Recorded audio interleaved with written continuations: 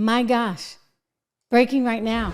We have just learned that 538 is putting Donald Trump way ahead of Kamala Harris. I mean, he's crushing her. If you take a look at this brand new poll analysis that just came out just in the last couple hours. By the way, you're not going to hear about this on mainstream media because this is not the narrative that they want you to see or to hear. There's a new USA Today poll out as well. And allegedly, she's ahead of him by a few points in that, but not here. Not when you go and you look state by state and you actually start to figure out what the Electoral College is going to look like. That's when you see something that looks like this. Take a look at this. I mean, this is really amazing, guys. The big picture, who is favored to win the presidency. Now, I've been telling you all along, it's really important to look at things like Polymarket being one of those trading sites, betting sites where people have real money on the line. And all along, they've been predicting that it would be Donald Trump as the winner, but this is the first time we've seen it over here at 538. Again, Nate Silver's 538, taking a look at the probability of a Harris versus Trump presidency. I want to go to this wide so you can see it a little bit more clearly. What you would have thought, right, is that she would have gotten some kind of bounce out of that Democrat convention, and that instead of that blue line trending down, as you see here, if you're listening on Apple Podcasts, thank you so much. We love you for doing that. If you're watching on YouTube, that's awesome. Make sure that you go and also check out the Apple Podcast. It's on Spotify as well, or Google Podcasts, wherever you get your podcast. But take a look there. I mean, look at that crossover. That's pretty amazing.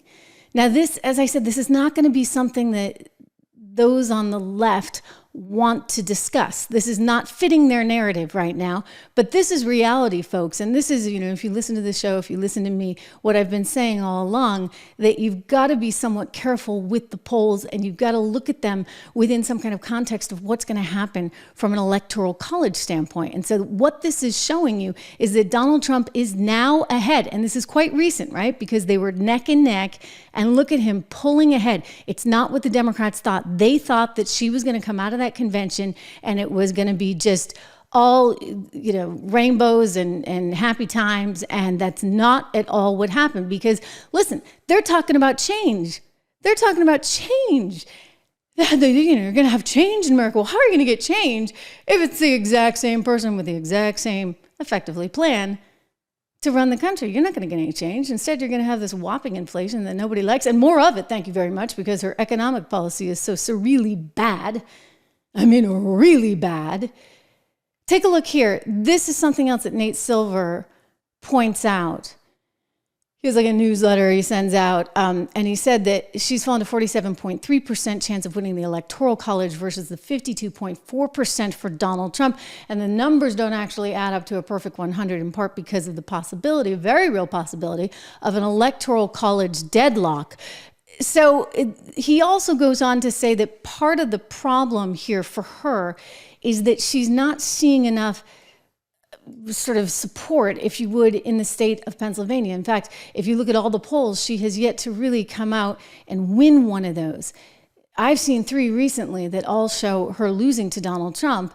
And that, again, doesn't surprise me, because I think Pennsylvania voters, they're very focused on the economy. They're looking at what Joe Biden did for the last 3.5 years, and they're like, no, thank you. Here's the Emerson College poll. This one just came out August 16th, and you're seeing 44% to 43% Trump versus Harris. This is reflected in all the Pennsylvania polls that we've seen thus far.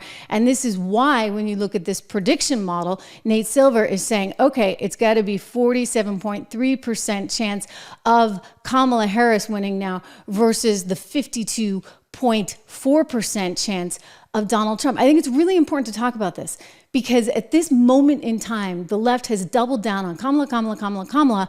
You know, she's the be-all, end-all, and they're just really not willing to look at reality. I guess that's great, because that's exactly what they did in 2016. My concern for conservatives in this scenario is that they are trying to suck all the oxygen out of the room. They're trying to make it so that you feel deflated and you don't want to go to the polls, and there's no chance in HELL that he could ever win. Well, take a look at that. There's every chance. In fact, he's actually ahead. They just don't want you to know that. Polymarket is predicting this. This is one of the betting sites that we watch.